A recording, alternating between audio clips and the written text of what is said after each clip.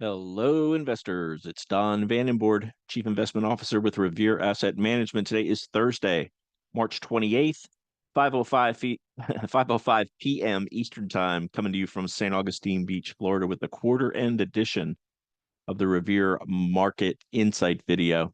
State of the market, we're in an uptrend going back to the beginning of November. You can see the trend gauge over here. We've got the green arrow on leaders, but a yellow sub arrow as the leaders from the first wave up and half of the second wave up have been underperforming as of late, but sector rotation is the lifeblood of bull markets, as Ralph Acampora used to say, and that's what we're seeing is continued rotation out of tech into other sectors that are keeping the S&P 500 bid higher. In fact, an all-time high close today on the S&P, and all five of the major indexes that we track in these videos are trending above their short-term 21-day moving average, medium-term 50-day moving average, and long-term 200-day moving average.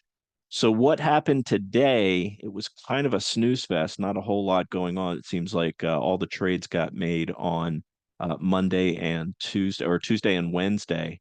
Not today, as the markets closed on Friday as we kick off the 3-day Easter weekend. Really not a lot to stand out today. Here are the final numbers. The Big Seven continues to lag, down 0.5%. RG8 just barely positive by less than 0.1%.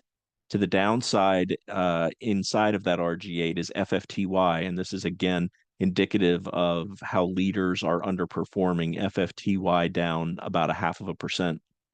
S&P 500 open flat, got up as much as 0.25%, faded the last 30 minutes, still closed positive by 0.11%, equal weighted up 0.35%. Again, that's positive breadth that we've been seeing lately with mid and small caps participating. Usually mid cap and RSP usually close in around the same typical range. The RSP is the equal weighted S&P 500. NASDAQ 100 down 0.2, equal weighted down 0.1. Dow up 0.12, mid and small. Mid caps up 0.4, small up 0.5%.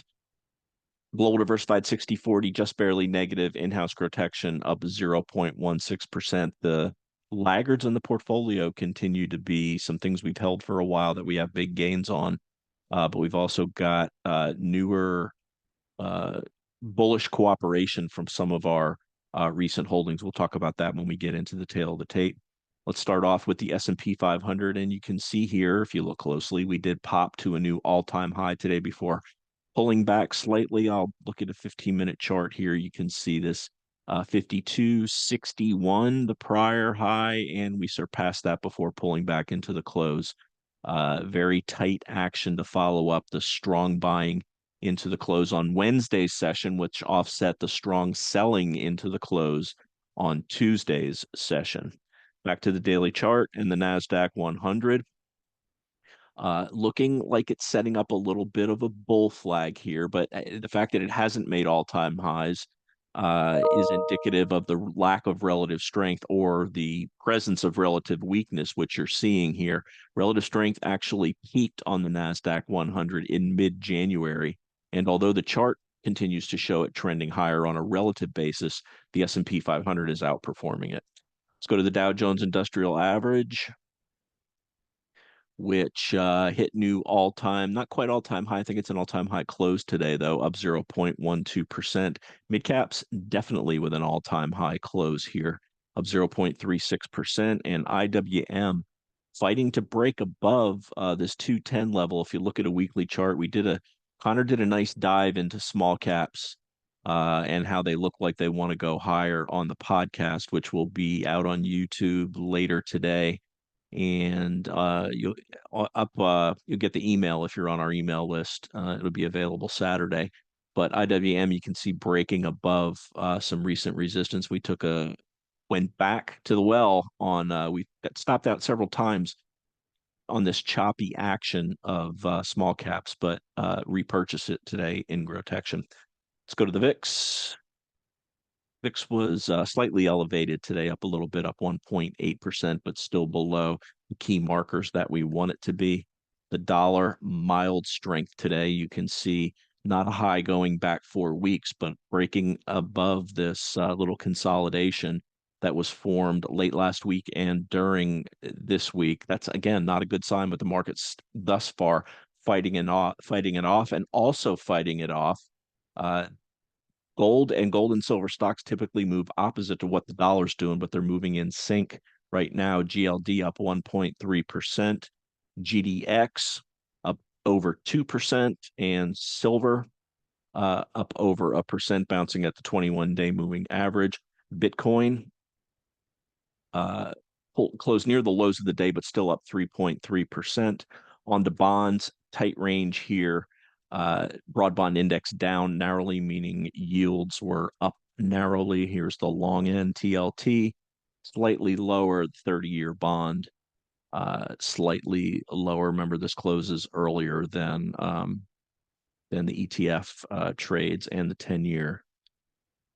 Not a lot of action there either, up just a fraction. All right, let's get to tail of the tape. You can pause this. I'll hit the highlights. One thing I want to point out, and this is a negative if you're bullish, because it's counterintuitive. Bulls over 50% and bears dropped to 22% in the AAII survey. That's a yellow flag. NAAIM back above the 100 level, meaning advisors are on average more than fully allocated. And this 100 level has proven to coincide with tops on several occasions. You do have to put the asterisk on there because bull markets are different. They go higher than you ever think they could be. We're 5 months into this one. And we just point out the secondary indicators that we follow. And if the preponderance of the evidence stacks up with all the secondary indicators indicating something, we are very well aware of it and factor that into our decisions. A little bit of news: University of Michigan Sentiment Index ticked up to a 2.5-year high. That's bullish. Inflation data tomorrow. It'll be interesting to watch this because it comes out while the market is closed. So I'm not really sure what the analysis. We may have to wait for the futures to open. New all-time high on the day count on the S&P, 9 days above the 8-day moving average, 56 above the 21, including 99 out of the last 100 days. Very tight action. Breakout after 3 o'clock, faded back to 52.54 into the close. Standout sectors today: gold and silver stocks, Bitcoin, builders, and oils. The downside: Chucky, XLC, KNY, that's communications, tech, and consumer discretionary. Those are the three tech-heavy sectors. From a portfolio standpoint, we got stopped on Nutanix, the remaining piece of the Nutanix position.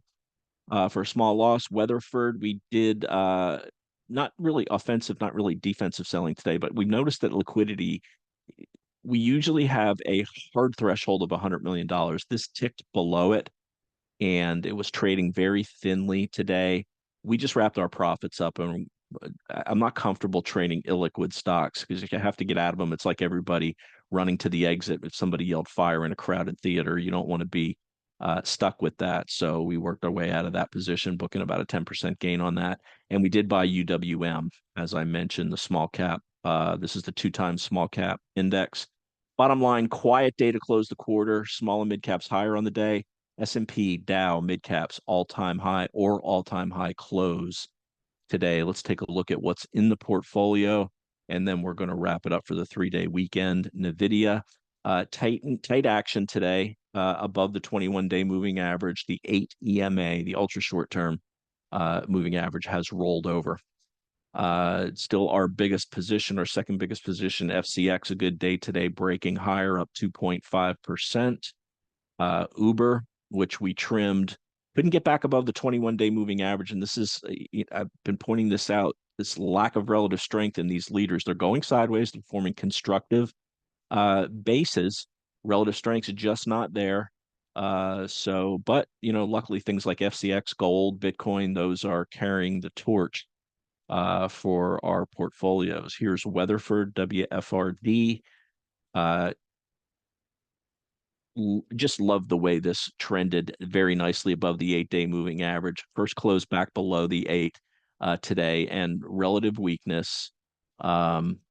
over the last couple of days. We just wrapped up our profit, as I said. It only traded 750,000 shares today, and most of that was toward the end of the day.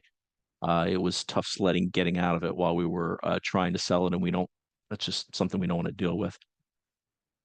CrowdStrike, CRWD, with a close below the 21-day moving average. This is another one that's been going sideways, relative strength lagging mildly. Lilly, reversed, was higher all day, reversed late to close slightly lower. MU's consolidating nicely near the top of that day 3 higher high.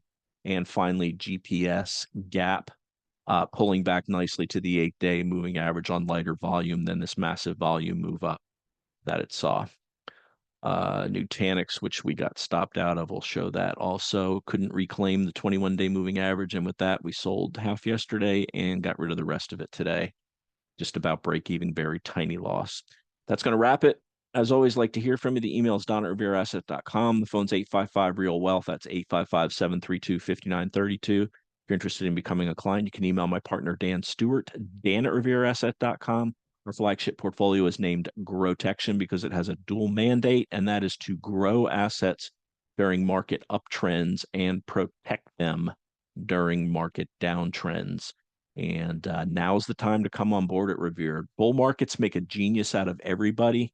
But the thing is your advisor would, if you're a pie chart advisor with no sell discipline, or you are doing things yourself, you're going to ride this up the same way it was ridden up in 2020, 2021, and then it rolls over and you give the whole thing back if you don't have a sell discipline. So now's the time to get in at Revere so we can protect those gains for you when the inevitable bear market shows up. And with that, I'm going to wrap it up for the day ending, month ending, quarter ending from a trading basis anyway, and a market basis, March 28th. This is Don Vandenbord with Revere Asset Management, telling it like it is. Thanks for listening and have a great long holiday.